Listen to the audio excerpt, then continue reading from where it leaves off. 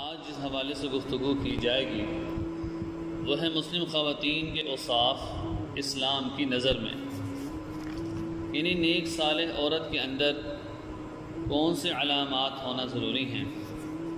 سب سے پہلے بنیادی طور پہ یہ بات سمجھنا ضروری ہے کہ نیک عورت اسلام کی نظر میں سب سے قیمتی متاع ہے۔ عزیزان محترم، سب سے قیمتی اور بنیادی جس کا کردار معاشرے پہ ہو سکتا ہے وہ ایک نیک عورت ہے۔ یہاں تک کہ شریعت نے اللہ اور اس کے رسول کے بعد سب سے زیادہ حق ماں کا بتایا، چنانچہ وہ حدیث موجود ہے کہ ایک صحابی رسول اللہ صلی اللہ علیہ وسلم کی خدمت میں حاضر ہوئے اور عرض کیا کہ یا رسول اللہ سب سے زیادہ میرے اوپر کس کا حق ہے؟ من احق علی، آپ صلی اللہ علیہ وسلم نے فرمایا امک کا، تمہاری ماں کا۔ پھر دوسری دفعہ سوال کیا تو آپ صلی اللہ علیہ وسلم نے پھر یہ ارشاد فرمایا امک کا۔ پھر تیسری مرتبہ سوال کیا تو قال امک کا ارشاد فرمایا۔ پھر چوتھی مرتبہ فرمایا ابو کا۔ تو ان تین مرتبہ امک کا کہ تمہاری ماں کا حق ہے کہہ کر آپ صلی اللہ علیہ وسلم نے اس کی عظمت کو بیان کر دیا۔ اور عزیزان محترم، اسلام نے جاہلی رسومات کو ختم کر کے بیٹی کو رحمت قرار دیا کہ وہ بیٹی کے زمانے جاہلیت میں اس کو زندہ درگور کر دیا جاتا تھا، لیکن اسلام نے اس کو وہ مرتبہ اور عزت عطا کی کہ یہی جو بیٹی، یہی جو عورت ہے، یہ بیٹی ہونے کی حیثیت سے اس کو رحمت قرار دے دیا۔ اور اسی طرح میاں بیوی کے حقوق کو پابند کیا کہ خاوند بیوی کے حقوق ادا کرتا رہے اور بیوی اپنے خاوند کے حقوق ادا کرے۔ یہ آپ صلی اللہ علیہ وسلم کی دینی تعلیم ہے۔ چنانچہ ایک حدیث میں حضرت عبداللہ بن عمر رضی اللہ عنہ سے روایت ہے کہ آپ صلی اللہ علیہ وسلم نے فرمایا کہ ان الدنیا متاع، کہ بے شک دنیا فائدہ اٹھانے کی چیز ہے، وخیر متاع الدنیا المرأة الصالحہ، کہ جو بہترین فائدہ اٹھانے کی چیز ہے وہ نیک صالح عورت ہے۔ لہذا مسلمان خاتون کی سب سے بڑی خوبی یہ ہے کہ وہ اللہ پر کامل توکل کرے، وہ اللہ پر ایمان لائے اور وہ اللہ کی منع کردہ چیزوں سے منع رہے۔ فرمایا کہ یہ خاندانی زندگی میں بہت بہترین اثر انداز ہو سکتی ہے اور اپنے پورے معاشرے کو جوڑ سکتی ہے ایسی خواتین۔ لہذا دیندار اور با اخلاق شریک حیات کی تلاش، اور آپ صلی اللہ علیہ وسلم نے اس کی دعا سکھلائی ہے اور آپ صلی اللہ علیہ وسلم نے دینداری کو پسند فرمایا۔ چنانچہ حضرت ابو ہریرہ رضی اللہ عنہ سے روایت ہے کہ تنکح المرء لاربع، کہ عورت سے نکاح کیا جاتا ہے چار وجہ سے، لمالها ولحسبها ولجمالها ولدینها، کہ اس کے مال کی وجہ سے، اس کے حسب و نسب کی وجہ سے، اس کے جمال کی وجہ سے اور اس کے دین کی وجہ سے۔ اور پھر ان چاروں چیزوں میں بھی بنیادی طور پہ آپ صلی اللہ علیہ وسلم نے جس کو فرمایا وہ فرمایا کہ دینداری کو ترجیح دو۔ ان چاروں چیزوں میں دینداری کو ترجیح دینے کا آپ صلی اللہ علیہ وسلم نے واضح ارشاد فرمایا۔ اسی طرح حضرت ابو سعید خدری رضی اللہ عنہ کی ایک روایت ہے، فرمایا کہ علیک بذات الدین والخلق، کہ تم دیندار اور صاحب اخلاق کو پسند کرو۔ وہ ہے کہ اس حدیث میں بھی وسلم نے دینداری کو ترجیح دی ہے، اور میں کہ اگر تلاش ہے تو دیندار کی تلاش کرو۔ اور اللہ تعالیٰ نے یہ دعا بھی سکھلائی ہے، ہم دعا مانگتے ہیں ربنا هب لنا من ازواجنا وذریاتنا قرۃ اعین، کہ اللہ تعالیٰ میری بیوی اور میری اولاد کی طرف سے مجھے آنکھوں کی ٹھنڈک عطا کرتے۔ لہٰذا عزیزان محترم، اب یہ بات سمجھنا ضروری ہے کہ عورت کے معاشرے پہ دو قسم کے کردار رونما ہوتے ہیں۔ یہ کہا جائے کہ عورت کے دو قسم کے کردار ہوتے ہیں، ایک تو عورت کا مثبت کردار ہوتا ہے اور دوسرا منفی کردار۔ عورت کا مثبت کردار کیا ہے کہ عورت میں فطرتی طور پہ اللہ تعالیٰ نے عفو اور درگزر، صبر، تحمل، اثار اور قربانی اور عمدہ اخلاق اور سلیقہ، یہ سارے جو مثبت کردار ہیں اللہ تعالیٰ نے عورت کے اندر رکھے ہیں۔ اور اس کے ساتھ ساتھ رشتوں کو جوڑنا، نبھانا، خاندان کو جوڑنا، یہ ساری چیزیں عورت کا بہترین ہنر ہیں، اور اس کے ذریعے سے عورت مثبت کردار ادا کر سکتی ہے کہ جب وہ اللہ رسول اس کے رسول کی اطاعت کے ساتھ حقوق اللہ اور حقوق العباد کو ادا کرنے کے ساتھ ساتھ جب وہ لوگوں کے ساتھ بھی اچھا رویہ اختیار کرتی ہے تو یہ عورت مثبت کردار ادا کر رہی ہے۔ اور اسی کے بارے میں کہا جائے گا کہ جو جس دروازے سے چاہے جنت میں داخل ہو جا، اور جہاں تک عورت کے منفی کردار کا تعلق ہے تو عزیزان محترم، منفی کردار سے مراد اسلام میں جتنی بھی چیزیں منع کی ہیں ان چیزوں کو اختیار کرنا، چاہے وہ حسد ہے، کینہ ہے، بد اخلاقی ہے، غیبت ہے، چغل خوری ہے، یہ وہ ساری خامیاں ہیں کہ جن کو شریعت نے گناہ قرار دیا ہے۔ جب یہ کسی عورت کے اندر پیدا ہو جائیں تو وہ نہ صرف یہ کہ اپنی ذات کو، اپنی عزت کو ختم کرتی ہے اور اپنے کردار کو مجروح کرتی ہے، بلکہ وہ پورے خاندان کے خراب ہونے کا سبب بنتی ہے، اور اس کے منفی اثرات پورے معاشرے، سوسائٹی، خاندان پر پڑتے ہیں۔ لہٰذا عزیزان محترم، اسلام کی نظر میں عورت کا مقام اور احترام کیا ہے؟ خالق کائنات نے قرآن میں عورت کی عزت و ناموس چادر اور 4 دیواری میں قرار دی ہے کہ عورت کا سب سے زیادہ تحفظ کس میں ہے؟ چادر میں ہے اور 4 دیواری میں ہے۔ قرآن پاک کی آیت ہے وَقَرْنَ فِي بُيُوتِكُنَّ وَلَا تَبَرَّجْنَ تَبَرُّجَ الْجَاهِلِيَّةِ الْأُولَىٰ، کہ اپنے گھروں میں بیٹھی رہو اور زمانہ جاہلیت کی طرح اپنا بناؤ سنگار نہ کرو۔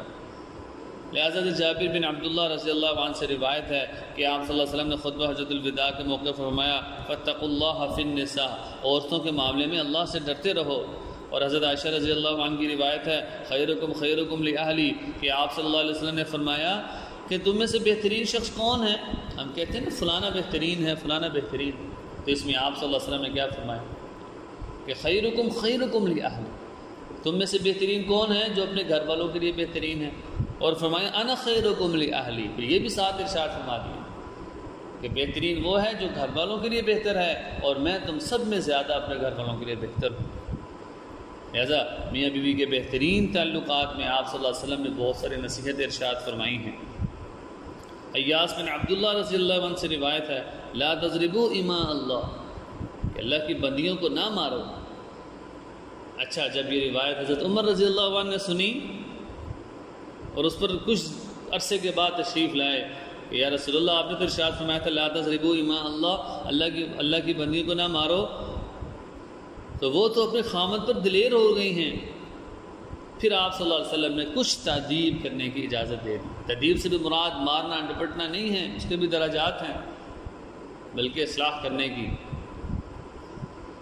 اور پھر کچھ عرصے کے بعد عورتیں اپنے خامن کی شکایت دے کر رسول اللہ صلی اللہ علیہ وسلم کی خدمت میں حاضر ہو گئیں۔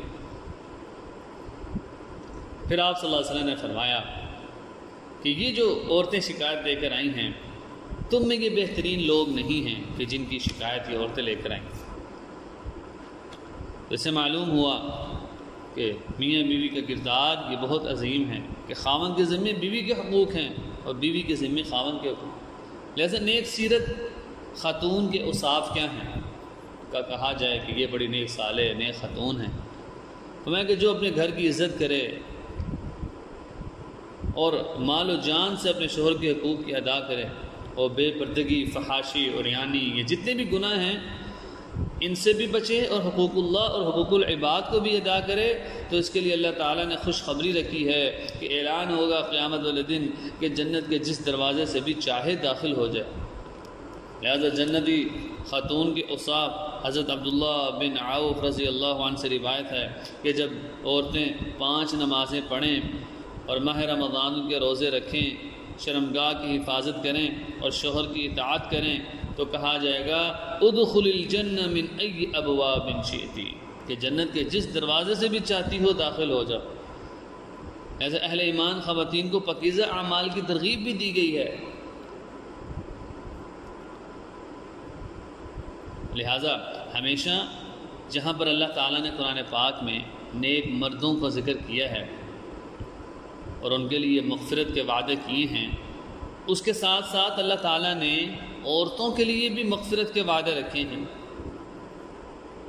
لہذا سورہ احزاب کی آیت ہے ان المسلمین والمسلمات، کہ فرمانبردار مسلمان مرد اور عورتیں، والمؤمنین والمؤمنات والقانتین والقانتات والصادقین والصادقات، سچے مرد عورت، والصابرین صبر کرنے والے مرد عورت، والمتصدقین بات کو پکا کرنے والے مرد عورت، والصائمین روزے رکھنے والے مرد اور عورتیں، والحافظین فروجہم اپنی شرمگاہ کی حفاظت کرنے والی مرد اور عورتیں، والذاکرین اللہ کا ذکر کرنے والی، تو آخر میں کیا فرمایا؟ اعد اللہ لہم مغفرہ و اجرا عظیم، اللہ تعالیٰ نے ان کے لیے مغفرت دی ہے اور اللہ بہترین اجر عطا۔ لہذا نیک عورت کی علامات شوہر کی فرما برداری کے اعتبار سے حضرت ابو ہریرہ رضی اللہ عنہ کی ایک واضح روایت ہے کہ آپ صلی اللہ علیہ وسلم سے پوچھا گیا کہ کون سی عورت بہتر ہے؟ سنن نسائی کی روایت ہے، آپ صلی اللہ علیہ وسلم فرمایا اپنے شوہر کو دیکھے تو اسے خوش کر دے، اور جب شوہر کسی کام کا حکم دے تو اس سے بجا لائے، وہ اپنی ذات اور مال کے سلسلے میں شوہر کی مخالفت نہ کرے۔ اسی طرح حیادار ہونا، پاکیزہ زندگی کا راز کیا ہے؟ فرمایا کہ حیادار بنیں گے تو اللہ تعالی ہمیں حیادار جوڑے نصیب فرمائے۔ آج جب ہم اپنے بچوں کی شادی کی باری آتی ہے تو سب سے پہلے ضروری ہے کہ ہم سوچیں، تربیت کریں اپنی اولاد کی کہ وہ حیادار بنے۔ بچہ ہے تو وہ حیادار ہو، عورت ہے تو وہ حیادار باپردہ ہو، تاکہ جب رشتہ ہو جائے تو دینداری کی بنیاد پر رشتہ ہو، نہ یہ کہ مال و متاع کی فکر رہے۔ افسوس آج پرفتن دور میں غلط تعلقات اور غلط دوستیوں کی وجہ سے حیا ختم ہوتی جا رہی ہے عزیزان محترم۔ اسی وجہ سے قرآن پاک نے پاک عورتوں کے لیے پاک مرد بیان کیے ہیں اور خبیث عورتوں کے لیے خبیث مرد۔ قرآن پاک کی آیت الخبیثات للخبیثین، کہ خبیث عورتوں کے لیے خبیث مرد ہیں، والخبیثون للخبیثات، اور خبیث عورتوں اور اسی طرح خبیث مردوں کے لیے خبیث عورتیں ہیں۔ والطیبات للطیبین، پاکیزہ عورتوں کے لیے پاکیزہ مرد ہیں، والطیبون للطیبات، اور پاکیزہ مردوں کے لیے پاکیزہ عورتیں ہیں۔ لہذا حضرت موسیٰ علیہ السلام کے بارے میں آتا ہے کہ حضرت شعیب علیہ السلام کی بیٹی جب انہوں نے شادی کرنے کا ارادہ کیا تو 10 سال خدمت کی، اور یہ خدمت حق مہر ادا کیا۔ کیا وجہ تھی کہ انہوں نے اتنا قیمتی، اتنی محنت کرنی پڑی؟ تو قرآن پاک نے ایک صفت بیان کی ہے کہ ان کی ایک صفت کیا ہے؟ فَجَاءَتْهُ إِحْدَاهُمَا تَمْشِي عَلَى اسْتِحْيَاءٍ، ایک لڑکی شرم سے چلتی ہوئی آپ کے پاس آئی۔